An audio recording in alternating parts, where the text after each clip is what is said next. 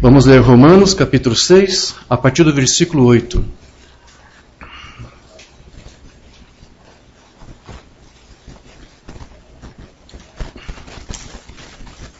Amém? Amém. Diz assim a palavra do Senhor. Ora, se já morremos com Cristo, cremos que também com Ele viveremos. Sabendo que, tendo sido Cristo ressuscitado dentre os mortos, já não morre. A morte não mais tem domínio sobre ele. Pois quanto a ter morrido, de uma vez morreu para o pecado. Mas quanto a viver, vive para Deus. Amém. Assim também vós, considerai-vos como mortos para o pecado, mas vivos para Deus em Cristo Jesus, nosso Senhor. Digam graças a Deus. Graças a Deus. Querido Deus, amado Pai Celestial, essa é a palavra que nós lemos e agora pedimos nesse instante, Senhor, para que através do Teu Santo Espírito Tu venhas falar com cada um de nós aqui, a igreja que está aqui reunida, os irmãos que estão nos ouvindo, acompanhando pela transmissão. Ajude-nos, Senhor, neste momento em que abrimos nosso entendimento, nossos corações, para dar espaço para Ti, para que o Teu Santo Espírito fale com cada um de nós. Que este momento, Senhor, que é tão prazeroso para nós ouvir a Tua palavra, que seja um momento em que possamos frutificar através do ensinamento que Tu nos vai dar e que possamos também depois daqui frutos a 30, 60, a 100 por um, Senhor. Esse é o nosso desejo, crescermos e amadurecermos na Tua palavra. Pedimos isso pela graça e pela Tua misericórdia, no nome do Teu Filho amado, Jesus Cristo. Amém. Graças a Deus. Sublime graça do Senhor, que a um infeliz salvou, eu cego fui, mas vejo já. Perdido ele me achou. Amém. Graças a Deus. Podeis tomar vossos assentos. Essa escritura do apóstolo Paulo é uma carta que ele escreveu e que é muito apreciada pela forma, pela linguagem que ele expõe a doutrina. Sem dúvida alguma, é a principal carta de todas as cartas que Paulo escreveu.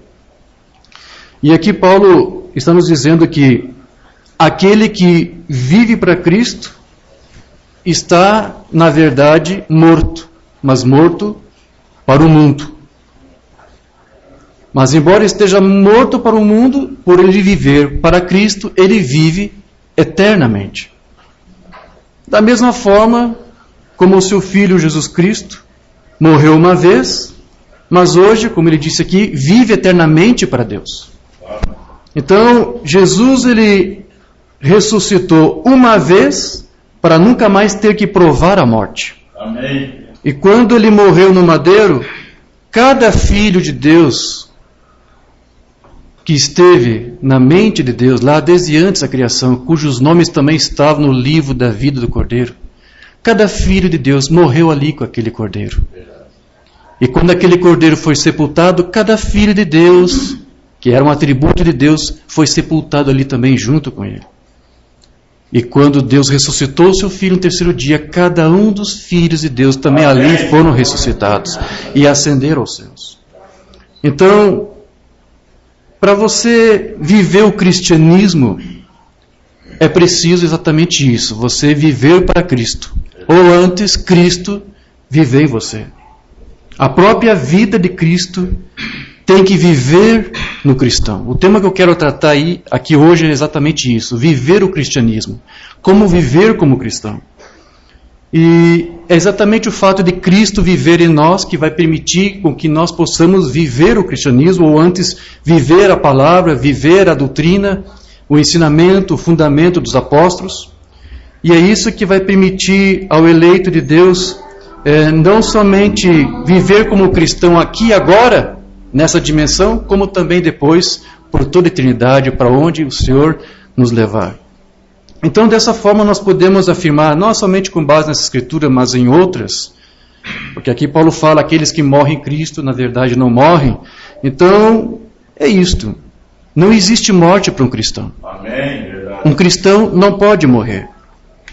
Não há qualquer possibilidade de haver perda para um cristão. Não existe perda no cristianismo. Porque não pode haver nenhum tipo de fracasso, de derrota. Quer vivamos, quer morramos, nós vivemos e morremos para Deus. Porque somos dele, somos sua propriedade. Então, nós somos vencedores pelo sangue do Cordeiro que foi derramado lá na cruz. Porque ele mesmo foi quem disse isso. Quem crê em mim tem a vida eterna. Amém. O apóstolo Paulo disse lá em Romanos capítulo 14, a partir do versículo 7, porque nenhum de nós vive para si. Você não pode viver mais para você se você morreu para o mundo e agora Cristo vive em você. Nós não morremos, nós não vivemos mais para nós mesmos. Né? E nenhum morre para si. Você não vive mais para si mesmo, nem sequer você morre para si. Porque se vivemos, para o Senhor vivemos. Somos dele. Se morremos, é para o Senhor também que nós morremos. De sorte que ou vivamos ou morramos, somos do Senhor.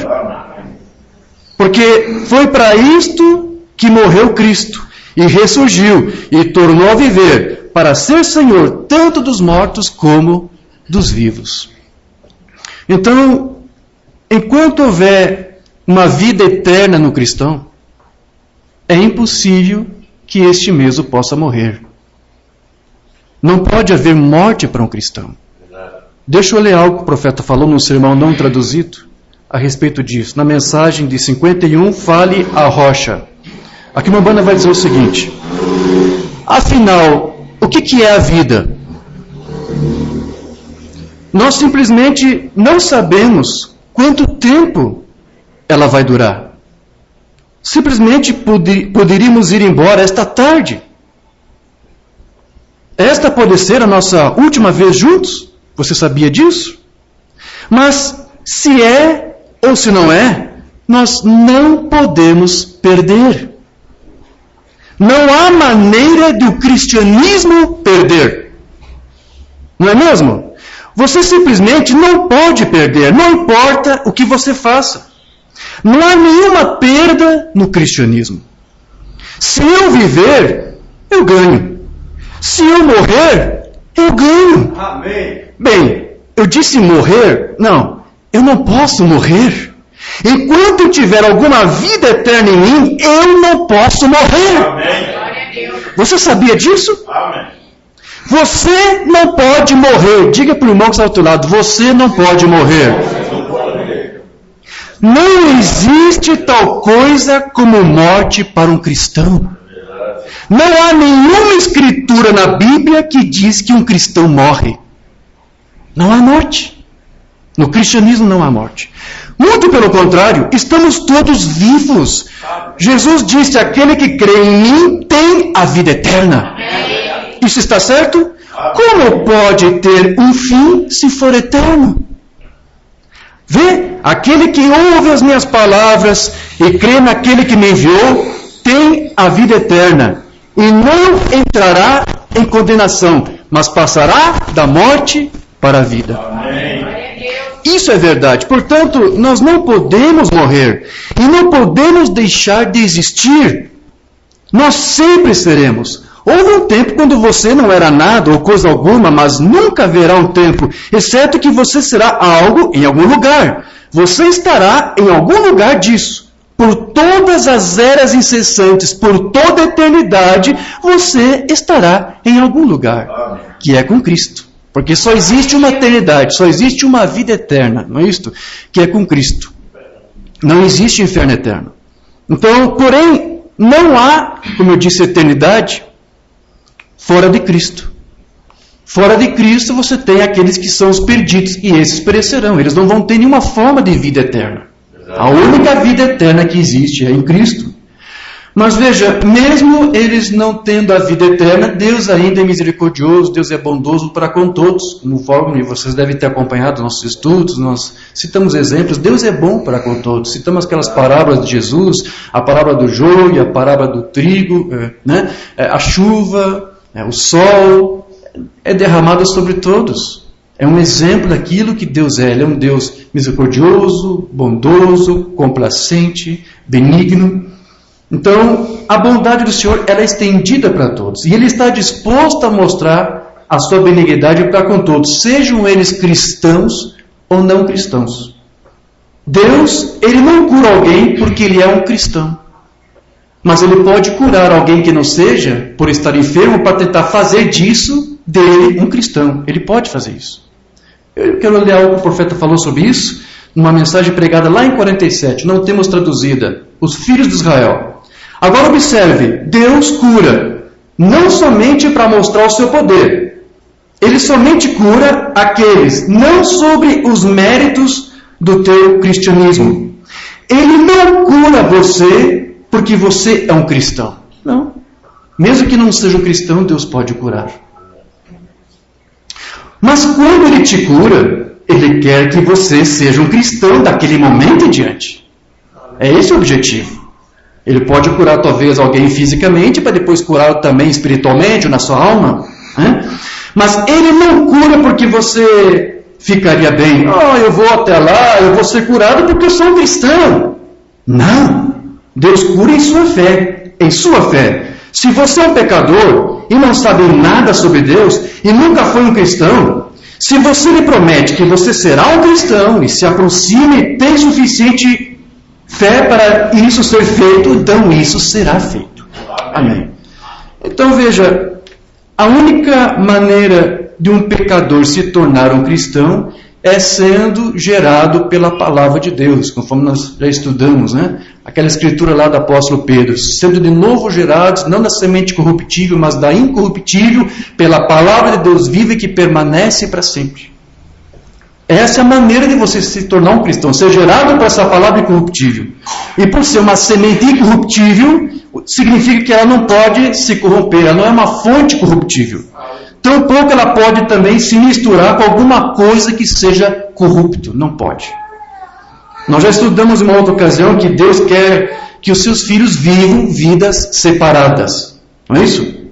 Deus quer que você viva separado do mundo. Você não pode misturar o cristianismo com qualquer outra coisa. Da mesma forma que você não pode misturar a água com óleo. Tenta fazer isso, você vai ver que não é possível. Assim o cristianismo não pode se coadunar ou misturar com nada. E as igrejas têm procurado fazer isso. Nós lemos vários sermões onde o profeta disse isso. As igrejas estão buscando por misturadores. Mas Deus busca por quê? Por separadores. Diga isso. Deus busca por separadores.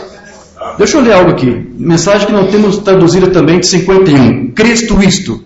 Crê que quando você vem através do sangue de Cristo, isso o santifica ou separa você das coisas do mundo.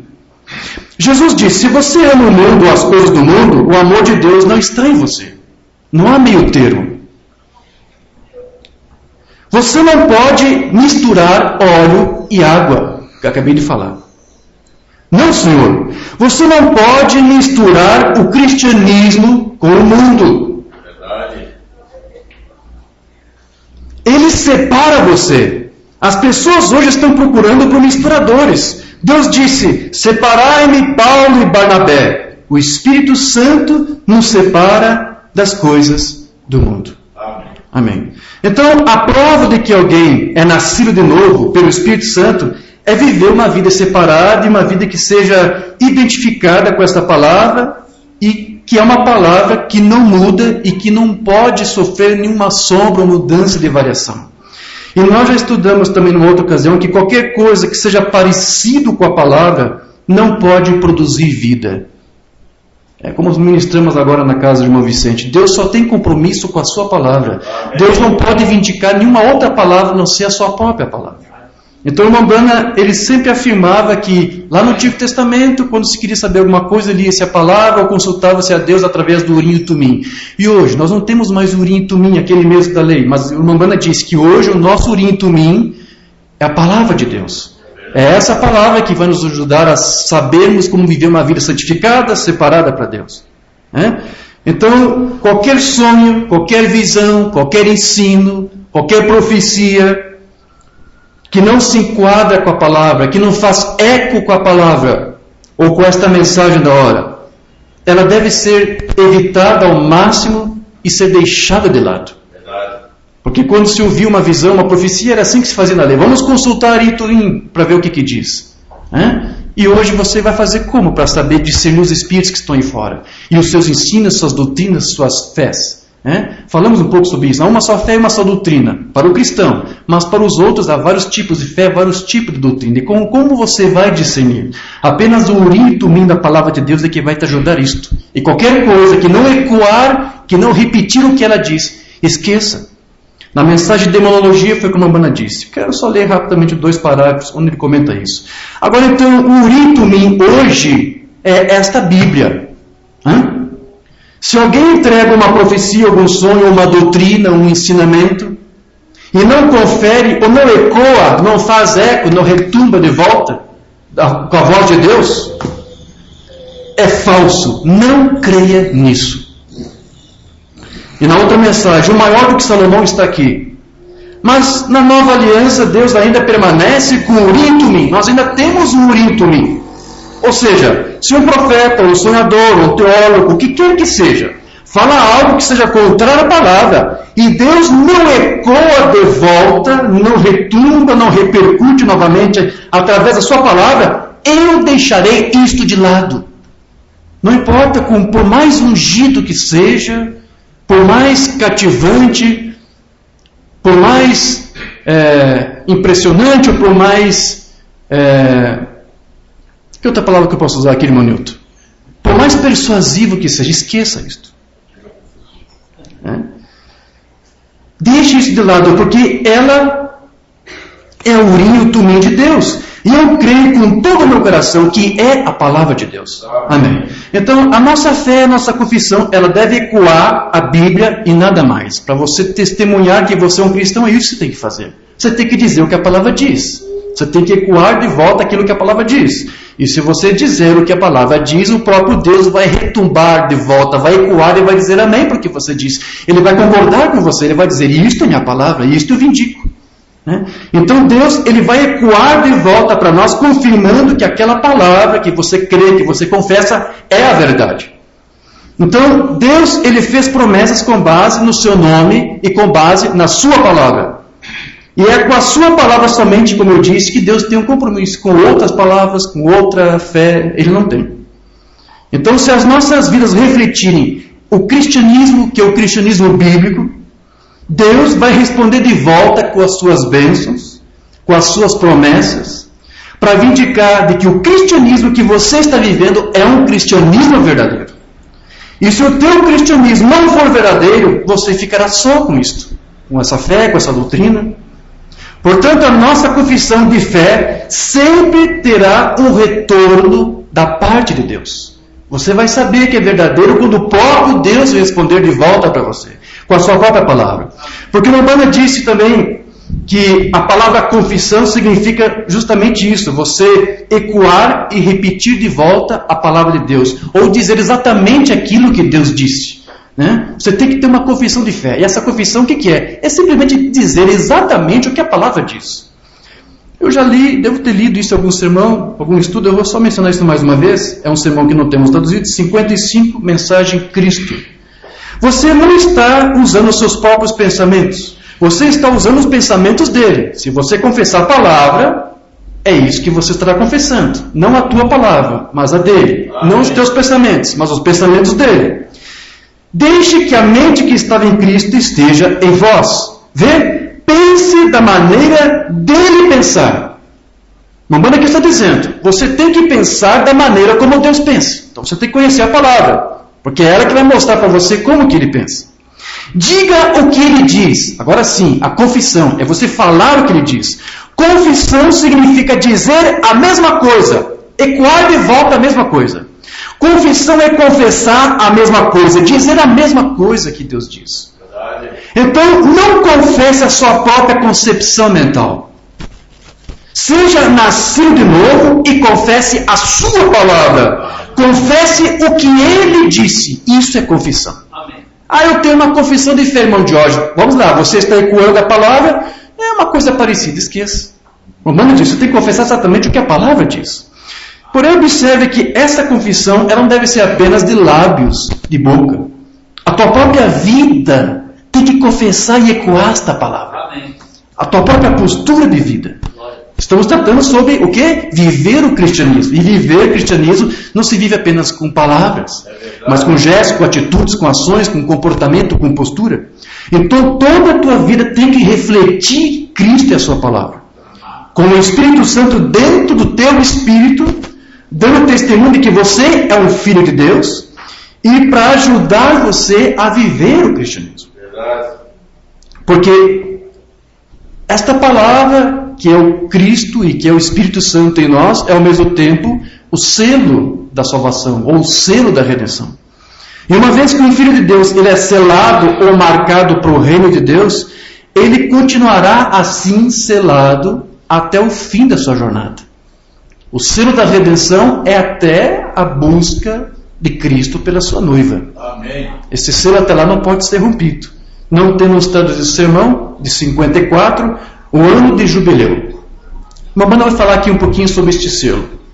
Ouça, amigo, esta noite, se você estiver aqui sem Cristo e você não o conhece, realmente segure seu coração, bem claro disso, sem sombra de dúvida que Cristo está em seu coração, tudo bem. Se você não tem certeza que Cristo está em você, que você não conhece Cristo, não está seguro disso.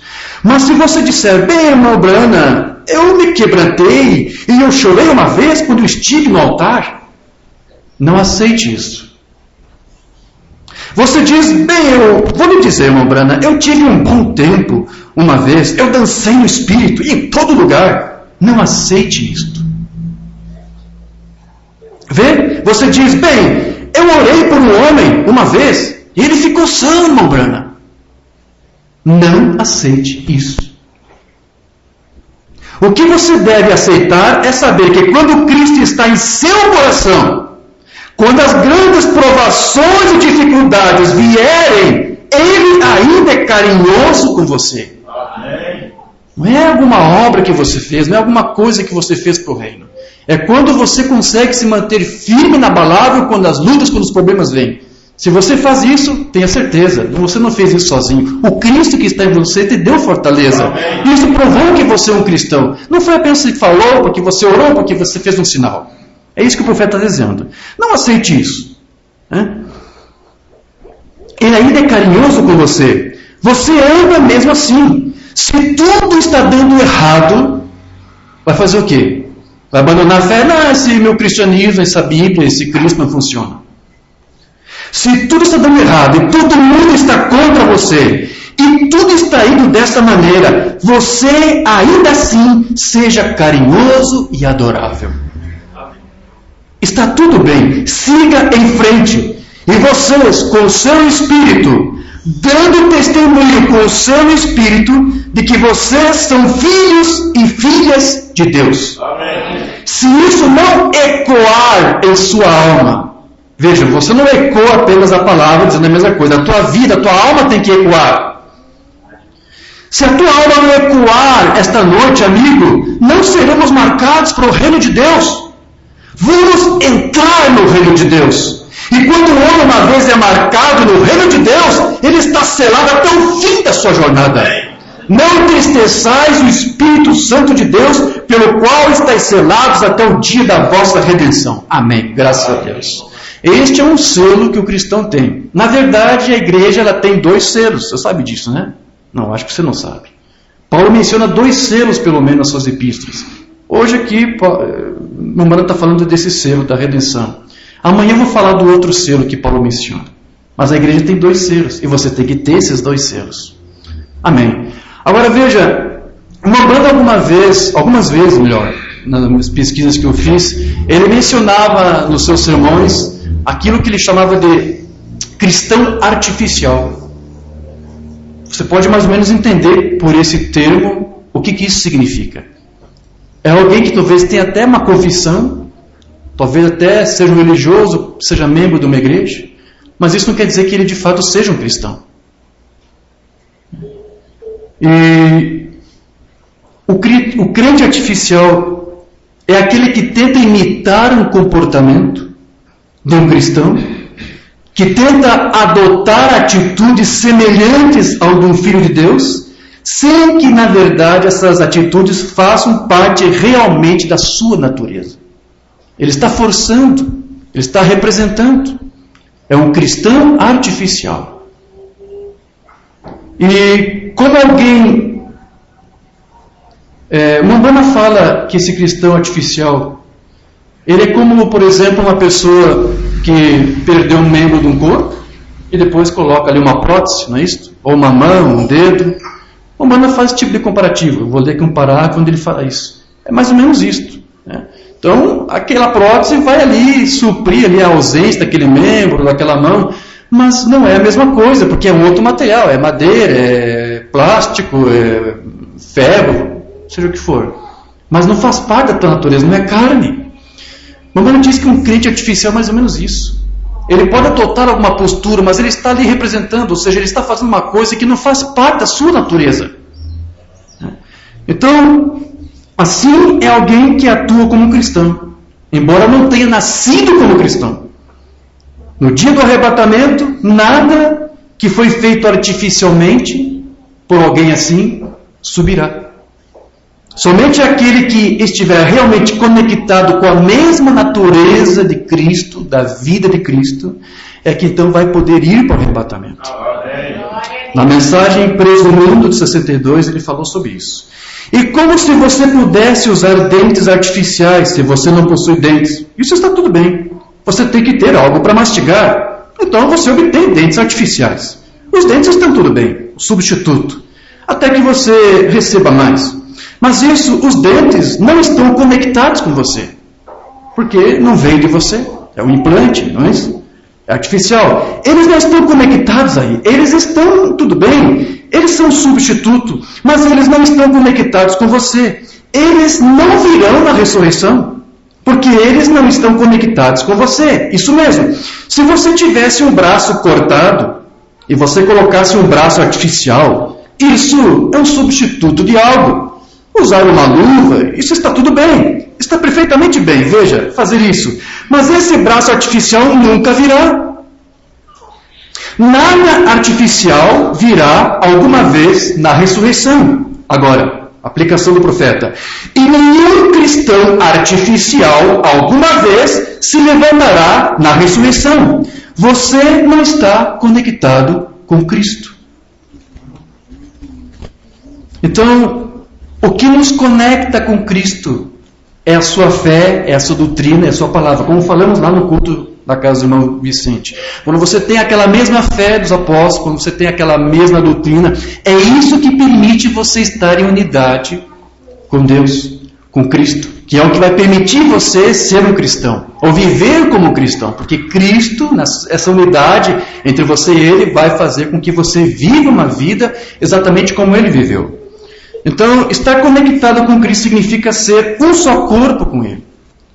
E estar em perfeita unidade. Da mesma maneira que um homem e uma mulher, quando se casam, você sabe que eles deixam de ser deixam de ser dois para ser uma unidade, para ser um só corpo.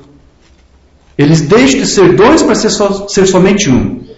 E assim como a noiva leva o nome do seu esposo quando ela se casa com ele, da mesma maneira, essa unidade com Cristo faz com que o cristão tenha uma identidade única com Ele, levando consigo o seu nome. Todo cristão é chamado assim porque leva o nome de Cristo.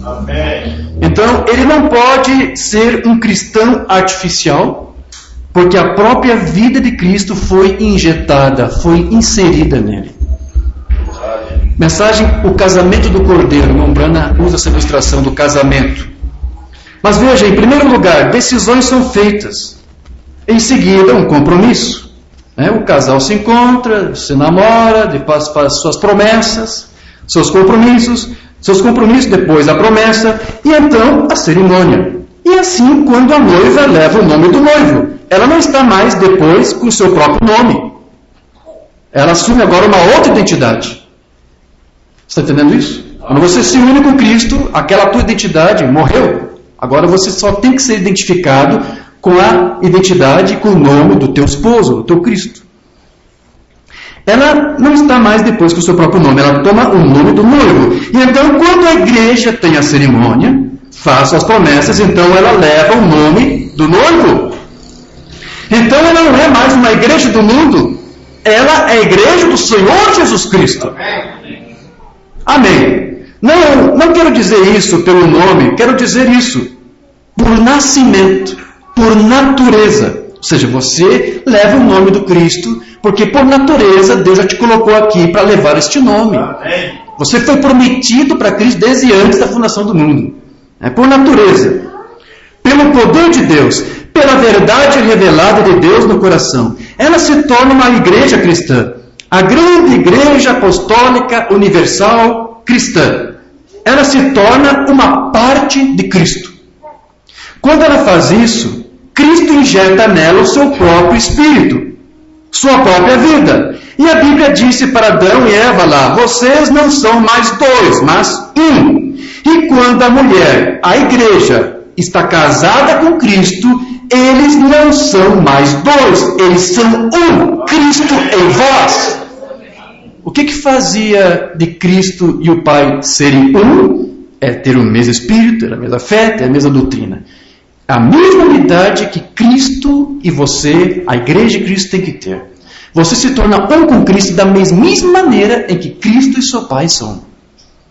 Amém. É isso. Sua vida foi trazida para você. Então você se torna noiva. Então, outra coisa. Depois que ela tomou todos aqueles votos, assim por diante, e a cerimônia foi dita. Como... Ele cortou o pensamento, né? Como o nome da minha esposa era Broi, antes dela se casar. Agora, ela não é mais uma Broi, ela é Brana. E quando você entra em Cristo, você não é mais do mundo, você é de Cristo. Você não se importa, então, com as coisas do mundo.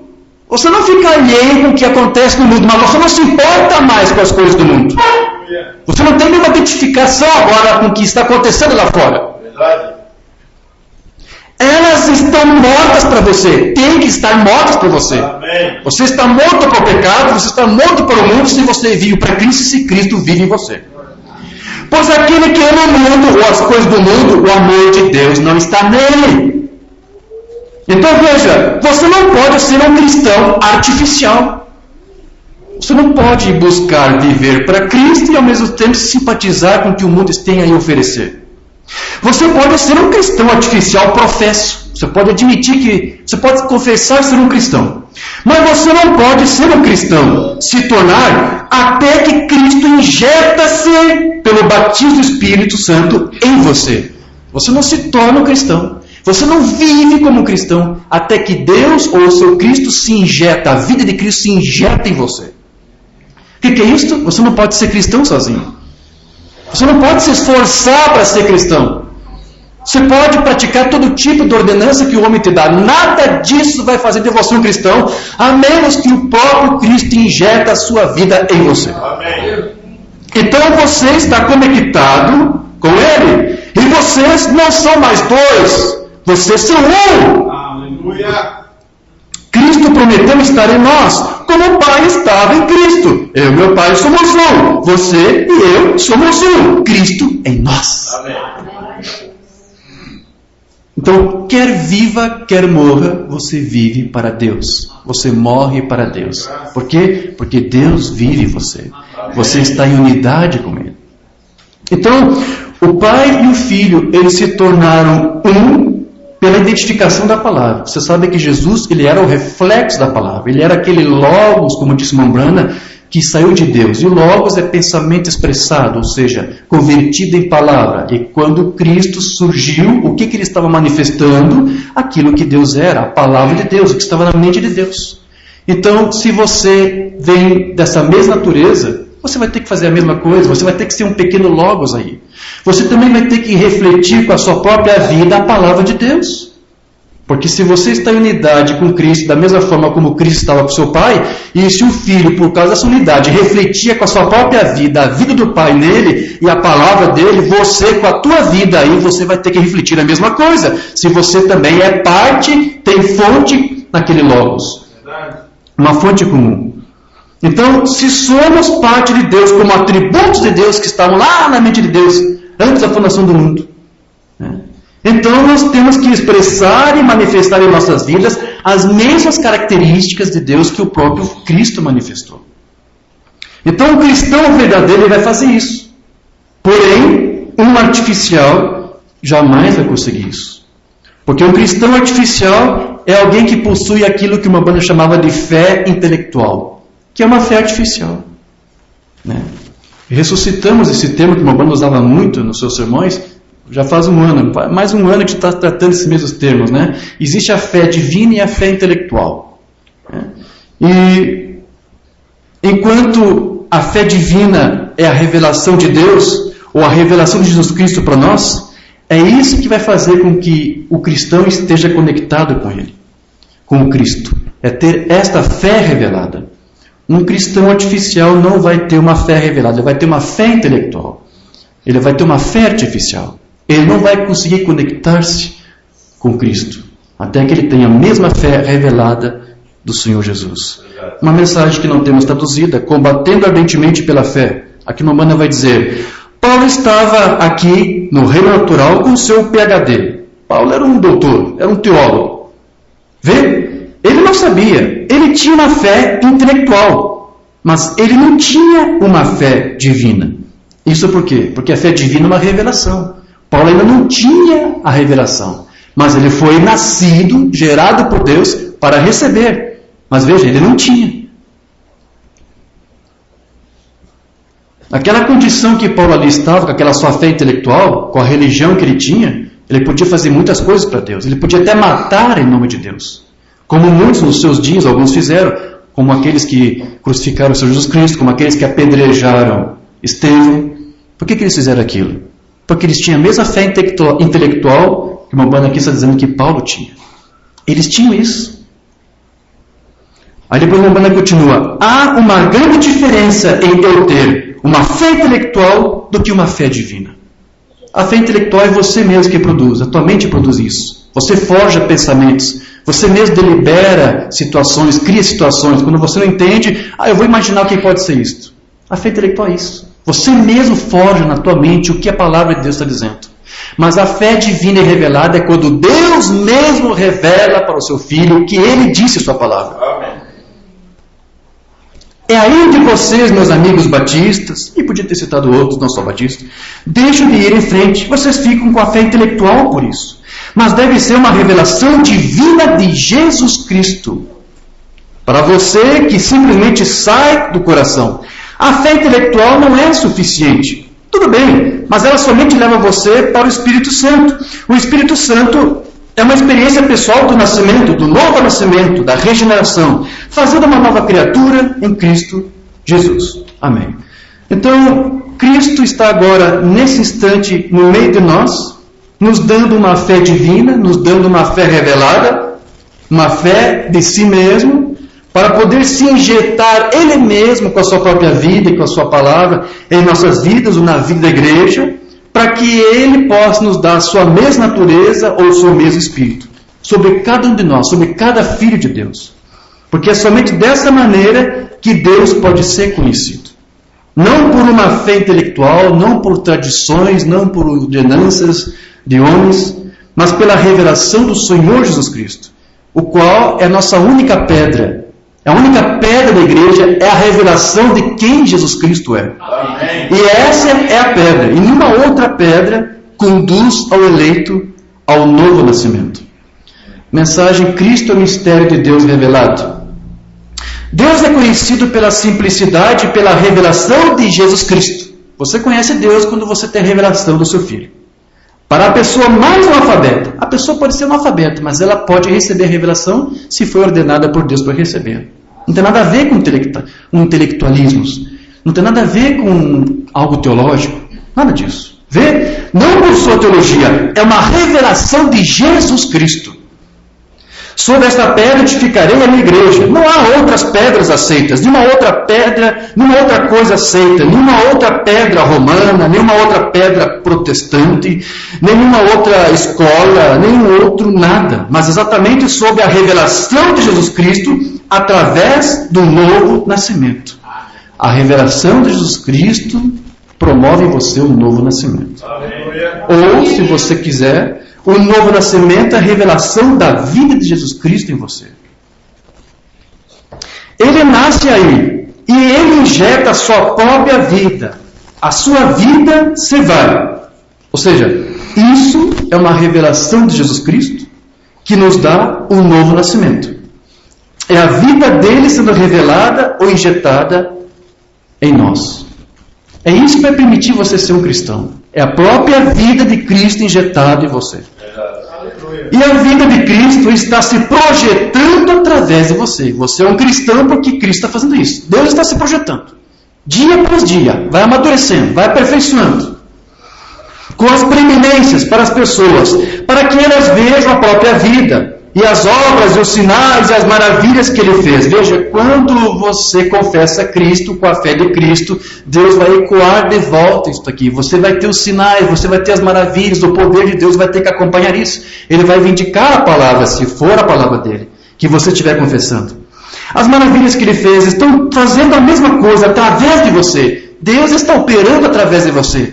Se você é um crente em Cristo, se você tem a fé de Cristo, se você é um cristão, as obras, os sinais, o poder de Deus, as maravilhas vão ter que se manifestar através de você.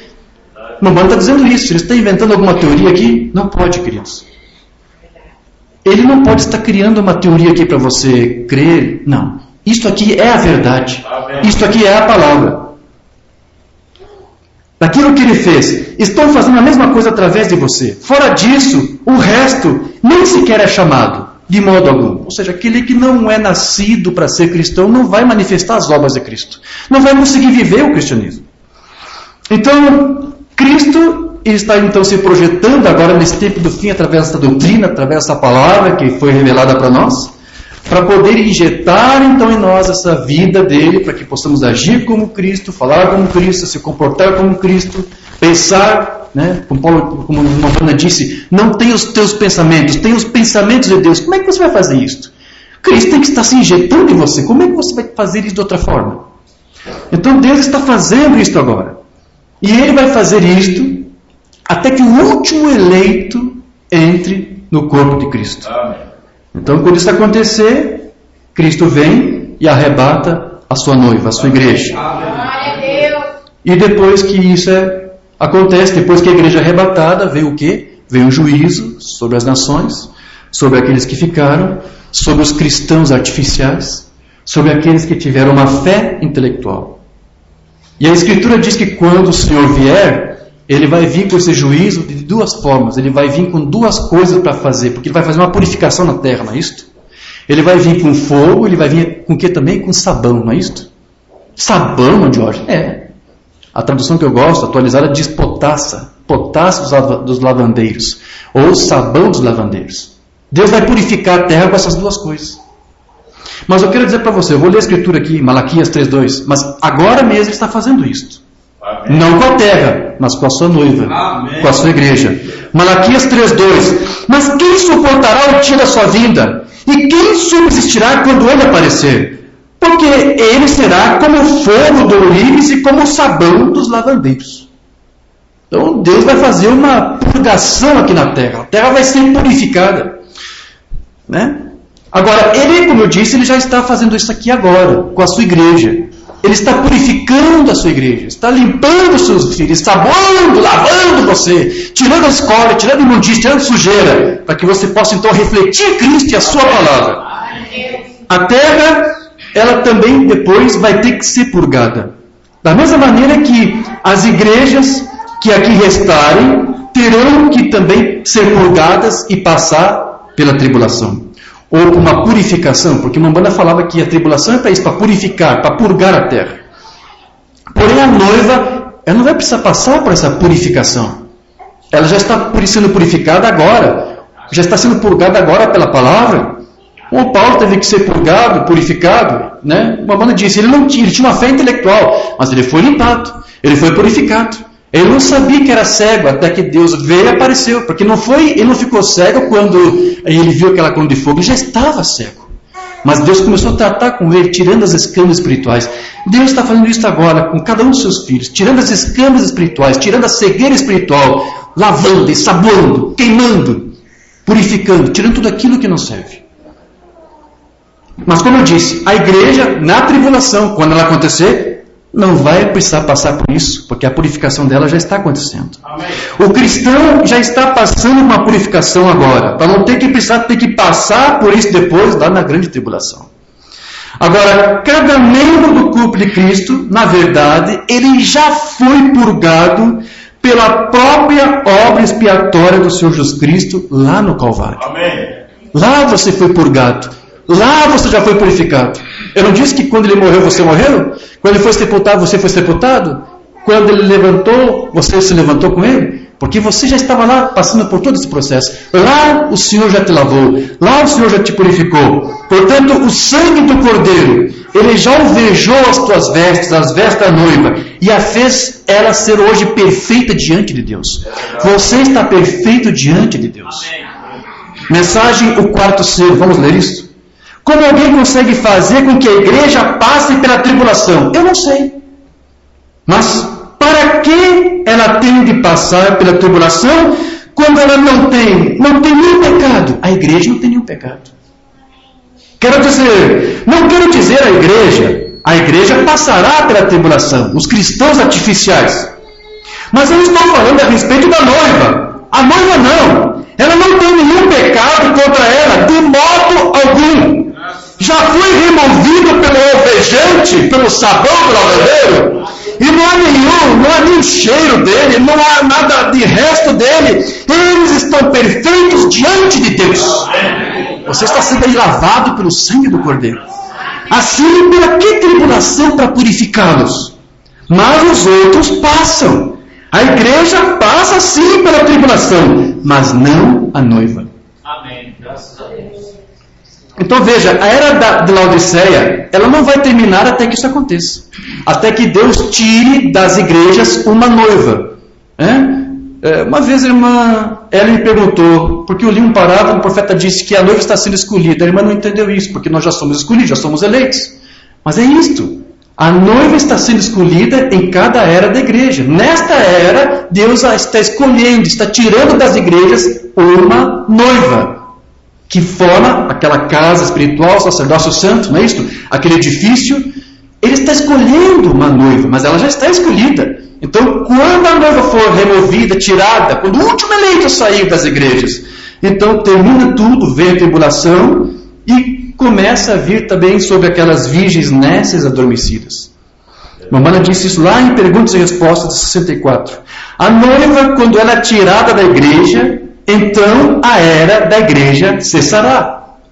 Alguns dizem que já cessou, não é verdade? Já estudamos isso, né? O irmão Rosano também mostrou muito para vocês isso. Laodiceia só acaba quando Cristo vier, quando a noiva for arrebatada. Então o que ele diz? A noiva, quando ela é tirada da igreja, quando o último eleito entra, então a noiva sai, é sacada para fora, então acaba a era da igreja. Então Laodiceia cessa.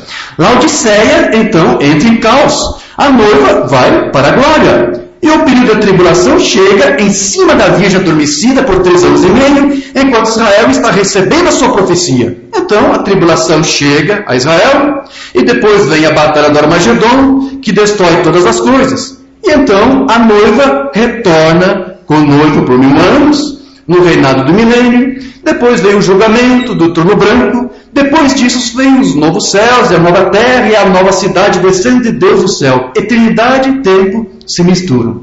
Mas ele diz, os crentes artificiais, as igrejas, elas vão ser purgadas, elas vão ficar. Então, as igrejas ditas cristãs, elas terão que ser purgadas ou atribuladas. Por quê? Por quê, irmãos? Porque elas são inimigas da cruz de Cristo. O que eu quero dizer com isso é que sempre houve cristãos artificiais. Paulo disse nos seus dias que havia ali pessoas que eram inimigas da cruz de Cristo. Eu quero ler, eu quero explicar para você exatamente o que ele está dizendo com isso. Você encontra isso lá em Filipenses, capítulo 1, versos 18 e 19. Porque muitos há, dos quais muitas vezes vos disse. Ele falou isso várias vezes. Estou alertando para você o que eu estou vendo. Talvez você não estou enxergando, mas eu estou dizendo. Há muitos, e várias vezes tenho dito isso. Porque muitos há, dos quais muitas vezes vos disse, e agora também digo, chorando. Eu digo isso com lágrimas em meus olhos. Paulo estava chorando enquanto escrevia isso. O que é isso? Que são inimigos da cruz de Cristo. Por que isso fazia Paulo chorar? Porque estes não eram exatamente contra o Evangelho de Cristo. Paulo não disse que estes aqui eram inimigos do Evangelho. Ele disse que eles eram inimigos da cruz de Cristo. Do que Paulo aqui está falando? Ele está falando de cristãos artificiais. Nos dias de Paulo já havia. Eles eram cristãos. Eles participavam dos cultos, tinham suas reuniões, tinham suas confissões. Mas eles eram inimigos da cruz. Em que sentido? O que significa isso? Eles não conseguiam morrer na cruz. Eles não conseguiam mortificar seus pensamentos, suas ideias, suas próprias doutrinas, suas próprias concepções. Eles eram cristãos, se titulavam assim, mas eram artificiais, porque eles continuavam ainda vivendo para o mundo, simpatizando com alguma coisa do mundo. Paulo disse, eles são inimigos da cruz de Cristo, eles não aceitaram ainda morrer com Cristo.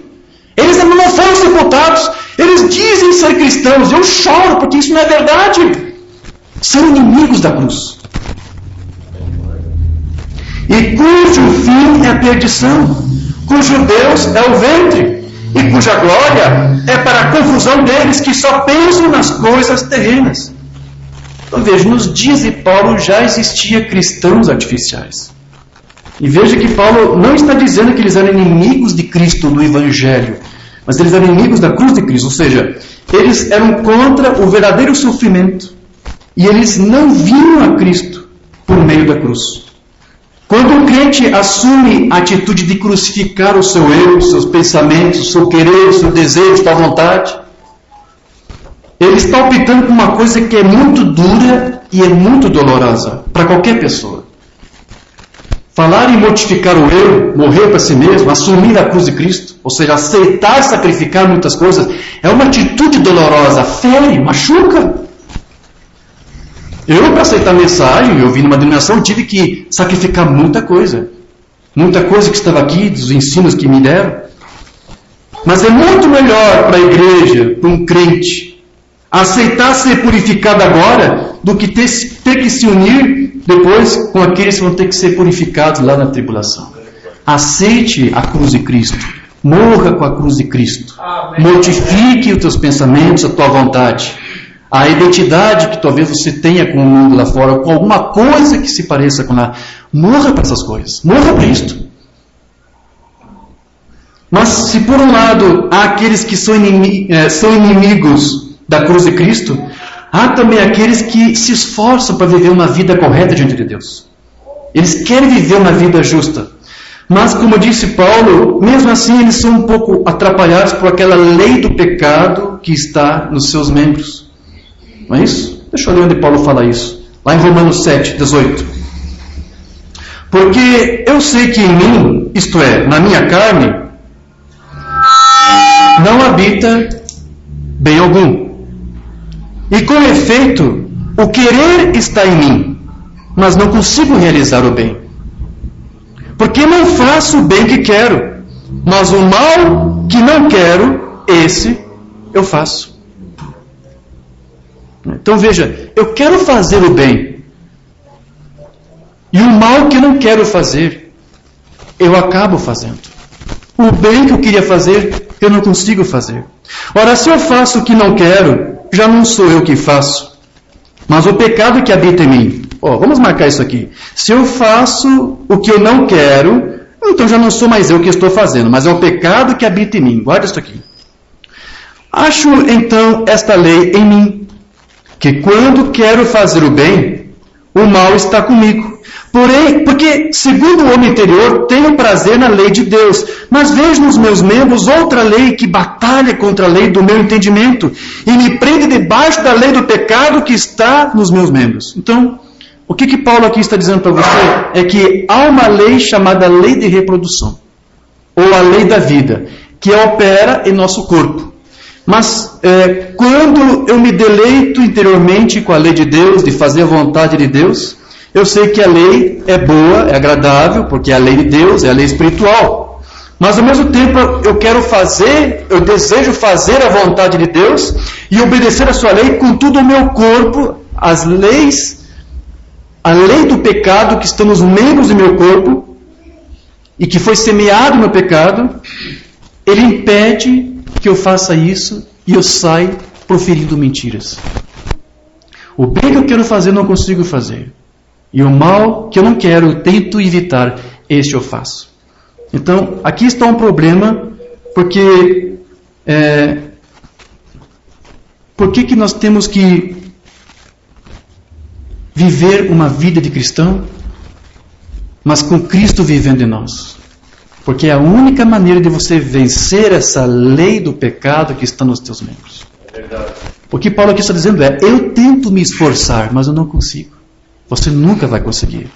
Você só vai conseguir viver como cristão quando a vida de Cristo está em você. É isso que vai fazer você. Mas até que você tenha isto, como eu disse, você amadurece, você vai ser aperfeiçoado, você ainda vai tropeçar, você ainda vai cair. Mas a diferença de um cristão para um não cristão é que ele cai, mas ele não fica prostrado. O Senhor mesmo o sustenta com a sua destra. Amém. Então, o que acontece comigo? Então aqui está o problema. Porque eu desejo viver uma vida como Cristo, mas o meu corpo não é capaz de acompanhar esse meu desejo. Então o que acontece comigo? Será que eu sou responsável por cada ato feito nesta carne? Ainda que Paulo tenha colocado a culpa não no pecador, mas no pecado que habita nele? Porque você viu que Paulo aqui disse, né? Se eu faço o que eu não quero, já não sou o que estou fazendo. É o pecado que habita em mim. Então eu não tenho culpa do pecado que eu faço? Eu sou irresponsável? Eu não sou responsável? Não, você é responsável. Mateus 16, 27. Porque o Filho do Homem virá na glória de seu Pai, com os seus anjos, e então ele recompensará cada um de acordo com as suas obras. Deus vai responsabilizar você pelas suas obras e vai recompensar você pelas suas obras. Nós somos responsáveis. Então, nós vemos que o homem não pode fugir do fato de que ele é responsável por toda a obra que ele faz na carne. Mas tampouco pode a carne ser capaz de fazer aquilo que agrada a Deus. É por isso que o novo nascimento não apenas dá ao crente uma nova mentalidade, mas também dá forças dadas pela vida do Cristo, do Espírito Santo, injetada no crente, para que ele possa viver o cristianismo com uma vida separada e sem arrazoamentos. Porque você sabe que a maneira como Satanás conseguiu derrubar a raça humana foi como? Foi com arrazoamentos. Ele colocou um arrazoamento na mente de Eva, lá no jardim, e é exatamente dessa maneira que ele tenta fazer hoje, que ele tenta fazer para derrubar um filho de Deus. A sua estratégia sempre foi a mesma e nunca mudou. E é sempre dessa maneira que ele pode ser identificado. Como você faz para identificar Satanás? Toda vez que nós nos deparamos com algum espírito que discorda da palavra de Deus, é Satanás atacando novamente. Uma mensagem que não temos traduzida, o profeta explica isso. Pondo toda a armadura de Deus, 62. Agora, nós verificamos que este grande inimigo de Deus pensou, agora, enquanto eles crerem nesta palavra, eu nunca poderei chegar até eles. Satanás sabe disso. Enquanto você estiver no refúgio da palavra, Satanás não pode tocar em você. Enquanto você estiver com a sua vida escondida em Cristo, em Deus, Satanás não pode tocar em você, não pode tocar na tua família. Ele sabe disso. É uma banda que está explicando isso. Bom, enquanto eu estiver na palavra, o que eu posso fazer? Eu não posso fazer nada. Enquanto essa pequena família no web não se mantiver atrás dessa palavra, eu nunca poderei tocar neles. Nem sequer, uma banda diz aqui, nem sequer pode ele hoje. Nem hoje Satanás pode tocar em você, se você estiver escondido atrás da palavra de Deus, confessando a sua palavra e ecoando a sua palavra. Amém. ele ainda está bloqueado. Satanás está bloqueado. Satanás não pode tocar em você. Ele não tem autoridade, não tem poder sobre a sua vida. Mas se um espaço é aberto, ele se infiltra, ele encontra uma brecha, e aí alguma coisa pode acontecer. Isso mesmo, mas se eu puder usar alguma boa estratégia, simplesmente arrazoar, a arma de Satanás de ataque sempre foi esse, arrazoamentos. Eu vou dar alguns arrazoamentos humanos, porque ela é humana. Se eu apenas puder dar arrazoamentos humanos, então nós venceremos a batalha. Satanás e os seus anjos, explica o irmão Branham. Mas então Eva deu uma passagem. Ele abriu uma pequena brecha para Satanás. Assim, portanto, nós conhecemos nosso inimigo pelos seus ataques, pelos seus arrazoamentos. Quando ele convida você a fazer uma coisa que é diferente da palavra. Quando ele convida você a algum momento a abrir mão das tuas convicções. Meu querido, nunca jamais abra mão das tuas convicções, da fé que Cristo te deu. Firme-se na fé de Cristo. E Satanás continuará bloqueado para você. Mas ele vai infiltrar com alguma coisa, vai tentar infiltrar em você algum arrazoamento. Talvez você não tenha atendido direito do jeito que eu disse. Nós conhecemos nosso inimigo. Quando alguém, qualquer espírito, qualquer pessoa, tenta discordar da palavra de Deus, lembre-se, esse é o seu inimigo. Amém. Esse é o seu inimigo. Nós conhecemos o seu antigo ataque. Foi dessa maneira que ele destruiu a raça humana e é dessa maneira que ele destrói ainda hoje. E é assim que ele consegue afastar você de Deus, que é descrer de sua palavra. E a única maneira que você pode alguma vez ficar em comunhão com Deus e falar com Ele no frescor da noite é ficar fortificado na palavra. Amém. Então a grande cilada do diabo sobre os filhos de Deus é de incitar neles algum tipo de arrazoamento para a palavra, ou mesmo para o seu próprio comportamento como cristão. Insinuando maneiras, insinuando condutas, comportamentos que muitas vezes não estão de acordo com a palavra de Deus e que permite até influências de espíritos que rodeiam aí pelo mundo. Então nós temos em Paulo um exemplo de como que é ser um cristão. Ele diz, sede meus imitadores como eu sou de Cristo. O apóstolo Paulo ele sempre se preocupava em levar para as igrejas onde ele ministrava apenas o Espírito de Cristo, o exemplo de Cristo e a influência da sua palavra somente. Ele não queria ele ser uma influência para os outros, ele queria que Cristo nele fosse uma influência. Amém. Para que todos pudessem ter comunhão com Deus verdadeiro. Ele nunca tentou conduzir alguém para um pensamento próprio seu ou alguma teologia criada por ele.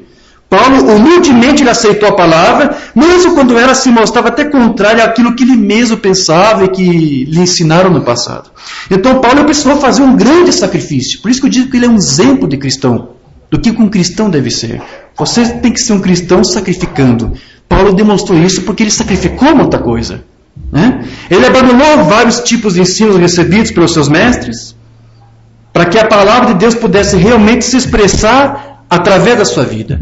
E isso possibilitou para que todos pudessem ver o próprio Senhor Jesus Cristo através da vida de Paulo. Ele disse lá em 1 Coríntios 2, e eu, irmãos, quando fui ter convosco, anunciando-vos o testemunho de Deus, não fui com sublimidade de palavras ou com sabedoria, porque nada me propus saber entre vós, senão a Jesus Cristo. Eu só vim aqui tornar a vocês Cristo conhecido. Não é eu conhecido, não é o que eu penso, não é o que eu ensino. Não é uma doutrina pessoal. E este crucificado. E eu estive convosco em fraqueza, e em temor, e em grande tremor. A minha palavra e a minha pregação não consistiram em palavras persuasivas de sabedoria humana. Ele tinha isso se ele quisesse, mas ele abriu mão disso. Mas em demonstração de espírito de poder, para que a vossa fé não se apoiasse em sabedoria dos homens, mas no poder de Deus. Então, quando Paulo aprendeu a morrer para si mesmo, então Deus assumiu a vida de Paulo. Quando aprendemos a morrer para nós mesmos, Deus então assume a minha e a tua vida. É verdade. E é isso que foi que aconteceu também com o irmão Branham. O irmão Branham também tem que fazer isto. E é isso que vai acontecer conosco se nós aprendemos a morrer para nós mesmos e deixarmos que a vida de Deus tenha a preeminência em nossas vidas. Mensagem: Cristo é o mistério de Deus revelado. Paulo, este grande homem intelectual, nunca tentou expressar os seus grandes termos teológicos para as pessoas.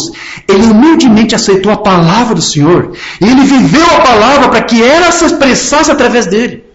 Ele queria que a palavra fosse expressada através de sua vida. É isso que o cristão tem que fazer. Para você viver como cristão, você tem que aceitar a palavra e deixar que ela se manifeste através de você. Amém. Como Cristo, ele era o Logos, a palavra expressada. Você também é o Logos, você também é a palavra expressada. A tua vida tem que expressar Deus, a sua vida, o seu espírito. E ele viveu a palavra para que ela se expressasse através dele. Ele vivia tão piamente até que eles viam a Jesus, Cristo, nele. As pessoas viam Cristo em Paulo. Tanto até o ponto que desejavam o seu lenço para levá-lo e colocá-lo sobre os enfermos. Aí está a vida de Cristo. Quando você fala de Cristo, quando você testemunha de Cristo, as pessoas vão querer saber mais, vão querer conhecer mais, perguntando para você. Como disse o irmão Vicente, né? Ministramos lá e uma vizinha perguntou: qual é a religião de vocês? Qual é a igreja de vocês? Ficou curiosa. Damos testemunho de Cristo. Ela queria saber mais. E ela é uma cristã. Ela queria saber mais. É isso que cada cristão tem que fazer. Sua vida, não apenas com palavras, mas seu testemunho, tem que fazer com que a vida de Cristo manifeste para que os outros vejam você e conheçam Cristo através de você.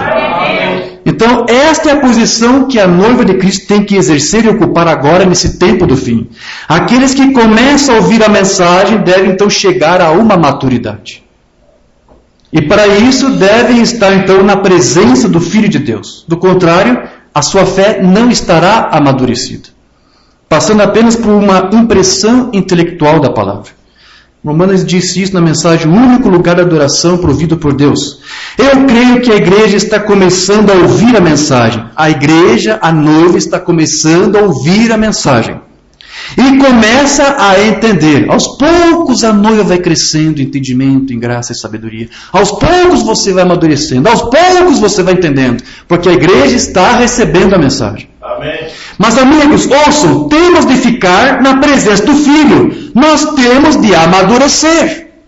Porque é este amadurecimento, que é Cristo em vós, é que vai fazer com que aquelas leis da carne dos membros sejam vencidas e superadas. Não é isso? Você tem que amadurecer.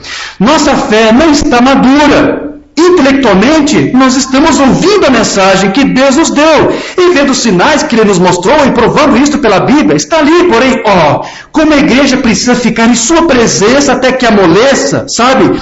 E fique doce no Espírito, de modo que isso possa envolver. Às vezes, ao falar a mensagem, você fica ríspido, tem de partir isto dessa maneira, porque é preciso curvar a ponta de um prego para fazê-lo ficar firme. Mas logo que a igreja receber isto, o eleito for chamado a sair e separado, então na presença de Deus, eu sei que estará mais ou menos como o povo que estava ali, quando se der o seu arrebatamento.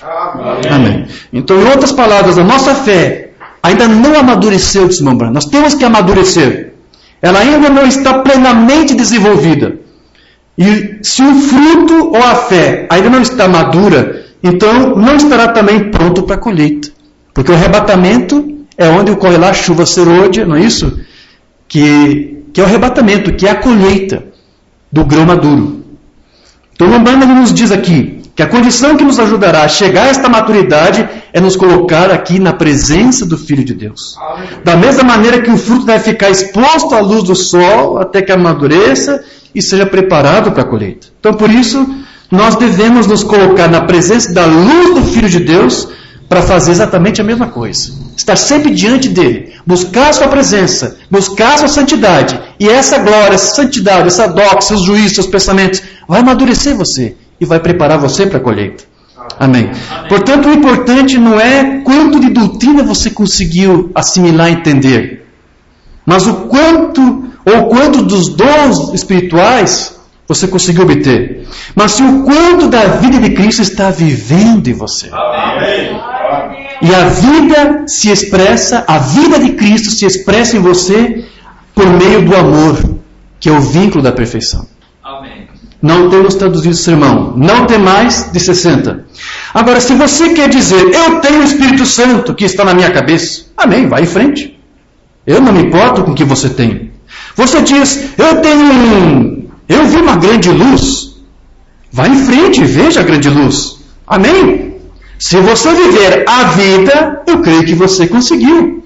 Não importa os sinais que você tem, não importa o que você conseguiu fazer. Se você tem a vida, está tudo bem. Você diz, eu consegui falar em línguas, irmão Branham. Amém. Se você viver a vida, eu creio que você conseguiu. Se você não viver a vida, você não conseguiu. Isso é tudo, vê? Você tem que ter essa vida aí por trás. Pelos seus frutos os conhecereis. Isso mesmo. Eu creio em falar em línguas, eu creio em gritar, eu creio em todas as experiências pentecostais, sim. Mas se isso não estiver amarrado com amor, não irá funcionar. O amor é que se coloca por cima. Então, ainda que alguém diga ser cristão, ninguém poderá crer em sua confissão de fé, até que a vida de Cristo possa ser manifestada através dele. Mas quando o amor de Cristo está na sua vida, então todos os demais dons e manifestações do Espírito, tudo vão ter seu lugar, vão ter seu valor, vão ter a sua eficácia. O pecado imperdoável. Quando você tem o amor de Jesus Cristo em seu coração, quando Deus faz de você um cristão, quando Ele sela você em seu reino, você também pode cair pelo poder do Espírito Santo. Você pode fazer isso, aquilo outro, seja o que for, mas sua vida combinará com o seu testemunho. Sua vida testifica tão alto, até que, não importa o que você diz, as pessoas não creem nisso, se você não tiver isso. Se você não viver isto, eles não crerão em você. E nem você mesmo crê. E o público não crê nisso. Então você está apenas se tornando miserável. Porque você não vem com o coração verdadeiro e diz... É uma pergunta, por que você não vem com o coração verdadeiro e diz... Deus, eu confesso os meus erros. Eu creio em Jesus Cristo de todo o meu coração. Agora Deus, dá-me o teu Espírito. Ele o fará. Isso mesmo, Ele o fará. Amém. Então, com isso, nós voltamos novamente lá para aquela questão lá do cristianismo artificial que o profeta falou. Se alguém não vive a vida de Cristo, o seu testemunho será em vão.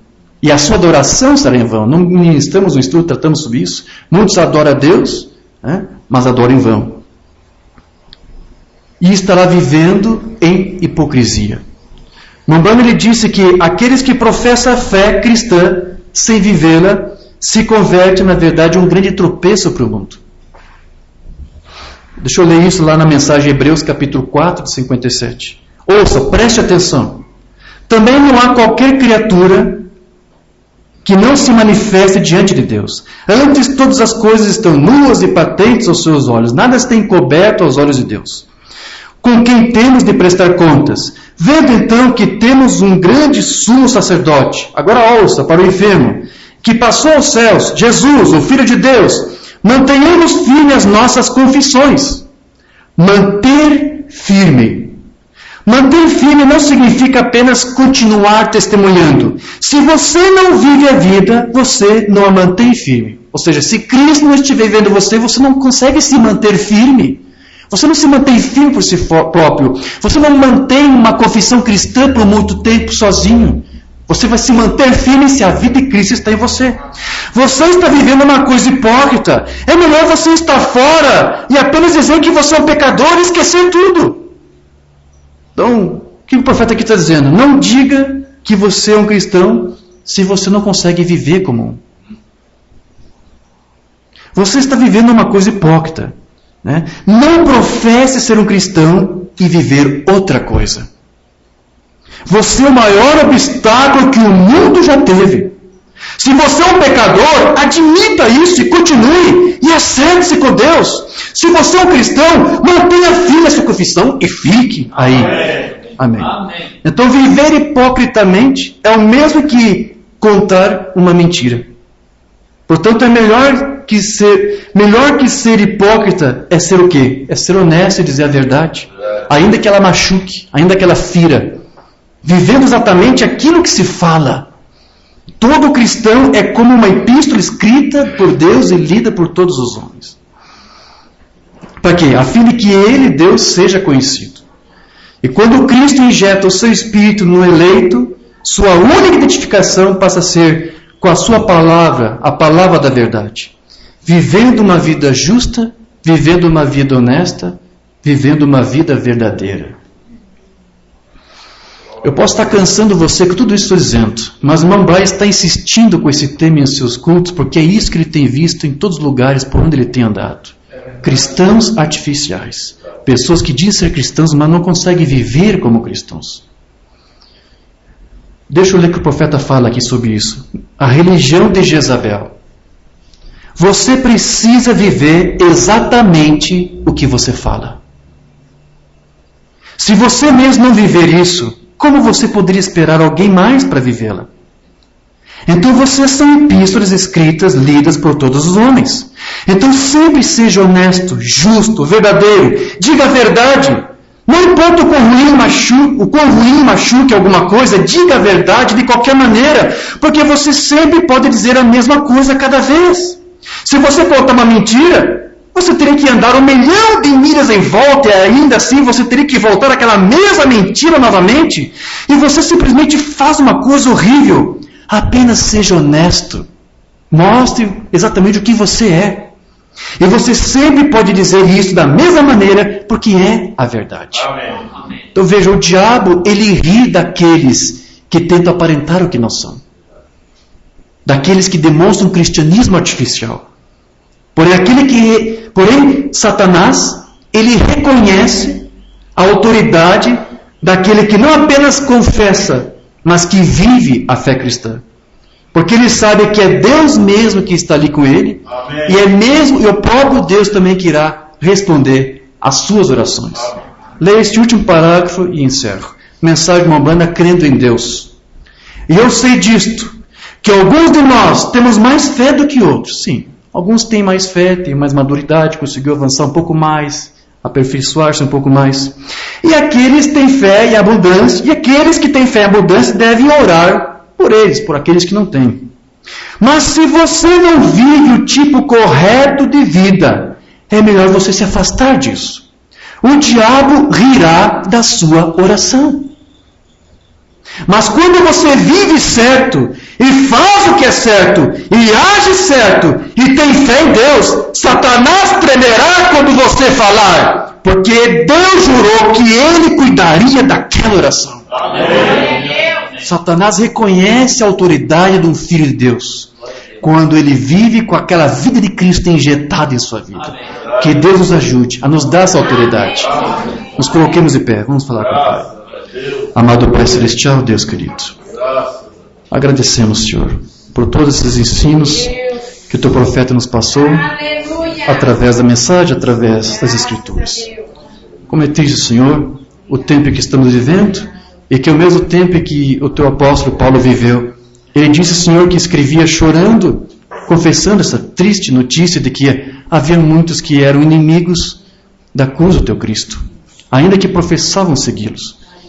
Aqui, Senhor, nos colocamos como um povo simples, humilde, tementes a Ti e a Tua palavra, suplicando agora a Ti, para que Tu nos ajude a termos a mesma fé que Cristo teve, a ter o Espírito de Cristo injetado em nossas vidas, para que nós possamos ser verdadeiros, não apenas em palavras, em gestos, mas atitudes, em ações. Nos ajude, Senhor, a ter uma única identificação, que é com o Teu Cristo e com a Tua palavra. Não queremos nos identificar com nada que fuja disto. O Teu urim e o Teu tumim nos mostra aquilo que é verdadeiro, aquilo que é falso. Ajuda, Senhor, a ter o discernimento para viver a Tua vida conforme a Tua palavra nos instrui a viver. Esse é o pedido que fazemos aqui, Senhor. Que esse seja também o clamor, o desejo de cada filho Teu que está nos ouvindo agora e nos acompanhando nessa palavra de oração. Que Tu venhas injetar de fato Cristo em suas vidas, para que eles possam manifestar a Tua palavra de tal maneira que quando as pessoas olharem e apreciarem os Teus filhos, possam ver o Teu Cristo neles. É isso que nós Te pedimos, Senhor. Ajude em todas as coisas. Se não estamos conseguindo, nos ajude. Nos mostre no que estamos falhando, Senhor, para que possamos crescer e amadurecer. Ajude, Senhor. Ajude cada filho Teu aqui, Senhor, para ajudar também em oração aqueles, como diz o profeta, que não conseguiram esta fé. Ajude, Senhor. Fortaleça o Teu povo aqui, nesta noite, neste lugar. É o que nós Te pedimos, Pai. Queremos crescer mais na graça, no Teu conhecimento. Ajuda-nos a testificar dessa Tua fé, a sermos realmente o espírito da Tua vitrine aqui neste mundo, Pai. É o que nós Te pedimos e Te agradecemos. Em nome de Jesus Cristo. Amém.